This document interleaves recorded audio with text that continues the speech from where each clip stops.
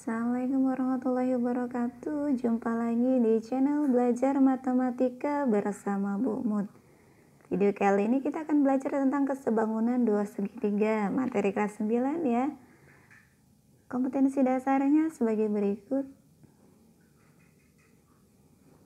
Tujuan pembelajaran, kalian diharapkan dapat menjelaskan syarat atau sifat dua segitiga yang sebangun, dapat membuktikan dua segitiga sebangun atau tidak, dan dapat menentukan besar sudut atau panjang sisi yang belum diketahui dari segitiga yang sebangun. Sebelumnya kita ingat kembali tentang konsep kesebangunan. Dua buah bangun dikatakan sebangun apabila memenuhi syarat.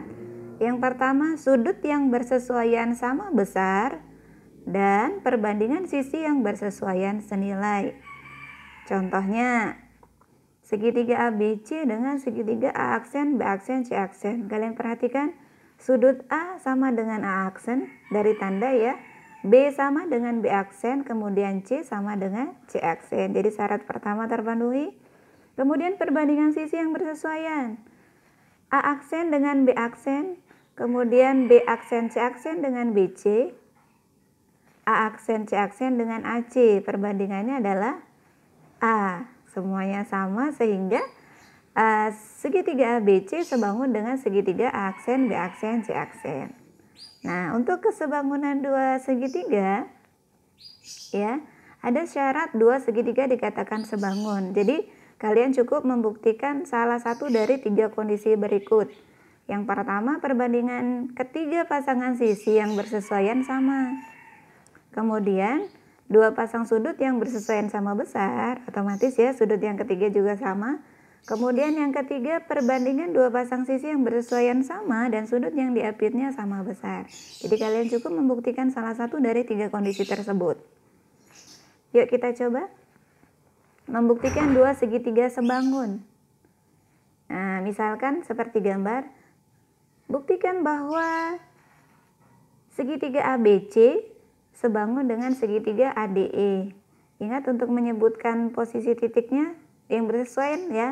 A sesuai dengan A, B sesuai dengan D, C sesuai dengan E. Jadi ABC sebangun dengan ADE. Kita akan buktikan yang pertama, besar sudut. MAB artinya besar sudut ABC, besar sudut ABC, titik sudutnya di B, sama dengan sebesar sudut ADE, titik sudutnya di D. Jadi sudut ABC sama dengan sudut ADE. Kenapa? Masih ingat pelajaran kelas 7 tentang hubungan antar sudut?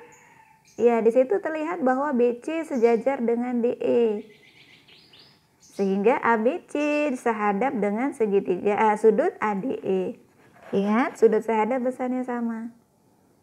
Kemudian besar sudut BAC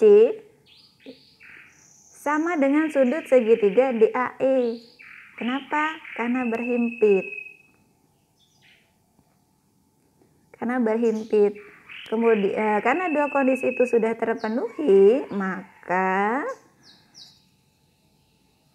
segitiga ABC sebangun dengan segitiga ADE. Dua pasang sudut yang bersesuaian sama besar. Oke ya. Berikutnya, untuk menghitung panjang sisi dan besar sudut yang belum diketahui dari dua segitiga sebangun. Contohnya masih yang tadi, diketahui ABC 70 derajat, AED 45 derajat, kemudian panjang AC 4 cm, CE 8 cm, BC 5 cm, dan BD 5 cm. Pertanyaannya, kalian diharapkan bisa menghitung panjang sisi DE dan AB, kemudian besar sudut ACB, ADE, dan DAE. Yang pertama untuk menghitung panjang sisinya. Nah, tadi di awal sudah kita buktikan bahwa ABC sebangun dengan ADE. Segitiga ABC sebangun dengan segitiga ADE. Sehingga berlaku perbandingan AB per AD sama dengan perbandingan AC per AE sama dengan BC per DE. Ya, sisi yang bersesuaian perbandingannya senilai. Nah, untuk menghitung panjang salah satu sisi yang belum diketahui, kita bisa gunakan metode tabel pada perbandingan senilai. Kalau kalian lupa, kalian bisa lihat videonya ya di deskripsi. Ibu tambahkan link untuk perbandingan senilai. Kita bisa ingat lagi buat tabel. Kita akan mencari panjang DE. Kita gunakan perbandingan AC per AE dengan BC per DE. AC adalah 4 cm. Panjang AC adalah 4 ditambah 8, 12 cm. Kemudian BC-nya adalah 5 dan DE adalah yang kita cari. Nah, ingat, pada perbandingan senilai dengan metode double bisa mendatar ke atas bawah atau ke samping kanan kiri. Nah, 4 ke 5 bisa? Kali berapa? Bingung? Kalau gitu kita bisa sederhanakan 4 dengan 12. 4 dibagi 4 1, 12 dibagi 4 3. Nah, 1 ke 5 itu dikali 5, maka 3 juga dikali 5 hasilnya adalah 15. Atau kalau kalian mau mendatar ke tegak ke bawah, 4 langsung ke 12. 4 ke 12 dikali 3, maka 5 ke bawah juga dikali 3 hasilnya 15. Sama ya, bisa ke kanan kiri atau atas bawah. Kemudian untuk mencari panjang AB, selain menggunakan perbandingan AB per AD sama dengan AC per AE, ya, kita juga bisa langsung membandingkan antara AB dan BD dengan AC per CE. AB yang akan kita cari BD 5, kemudian AC 4 dan CE 8. 5 ke 8 kali berapa? Bingung? Kalau bingung 8 ke 4. 8 ke 4 dikali 1/2 atau dibagi 2. Boleh dibagi, maka 5 juga dibagi 2. 5 bagi 2? Iya, 2,5. Sehingga panjang DE adalah 15 cm dan panjang AB 2,5 cm. Bisa ya? Dan untuk menghitung besar sudutnya, yang kan kita hitung tadi, yang sudah kita buktikan ada sebangun ya, 2 segitiga itu. Yang kan kita hitung adalah, kita tentukan adalah besar sudut ACB, ADE, dan DAE. ACB, lihat ACB titik sudut DC, sehadap dengan segitiga AED. Sudut AED. ACB sehadap dengan sudut AED. Ingat, sudut sehadap besarnya sama, maka besarnya juga sama, yaitu 45 derajat. Jadi ACB sama dengan 45 derajat. Kemudian ABC, ADE sehadap dengan segitiga, sudut ABC. Sudut ADE sehadap dengan sudut ABC. Besarnya sama, yaitu 70 derajat. Nah, ingat kembali materi kelas 7, jumlah sudut dalam segitiga adalah 180 derajat. Sehingga untuk mencari sudut DAE, 180 dikurang sudut yang sudah diketahui, yaitu 45 dan 70. Hasilnya adalah 65 derajat. Bisa ya? Berikutnya untuk penerapan sederhana dari kesebangunan segitiga. Ada seorang siswa tingginya 150 cm menghadap tiang bendera. Panjang bayangan siswa 2,5 meter dan panjang tiang bendera adalah 6 meter. Tentukan tinggi tiang bendera tersebut. Nah, kalau kita gambarkan kira-kira begini ya. Nah, dari masalah ini kita bisa buat sketsa. Nah, sketsanya begini. Nah, segitiga ABC sebangun dengan segitiga DCE. AB bersesuaian dengan DE, CE bersesuaian dengan CB. AB adalah tinggi tiang bendera yang akan kita cari, DE tinggi siswa 150, CE bayangan siswa 2,5 meter sama dengan 250 cm, sedangkan CB adalah bayangan tiang bendera 6 meter sama dengan 600 cm. Dan untuk mencari AB, kita bisa gunakan perbandingan AB per DE sama dengan CB per CE. Ya, kita buat tabel yang kita bandingkan AB DE, CB CE. AB yang akan kita cari. Kemudian DE 150, CB 600, CE 250. Ke atas bawah? Kanan kiri? Kita sederhanakan dulu 600 dengan 250. Dibagi 50. 12 dan 5. Nah, baru 5 ke 150 dikali 30, maka 12 juga dikali 30, hasilnya adalah 360. Jadi panjang tinggi tiang bendera adalah 360 cm atau 3,6 meter. Bisa ya?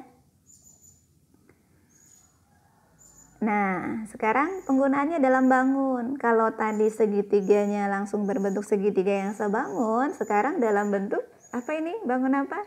Trapesium. Berapa panjang MN? Nah, untuk menyelesaikannya kita bisa membuat garis bantu yang sejajar dengan RQ. Garis ST sejajar RQ.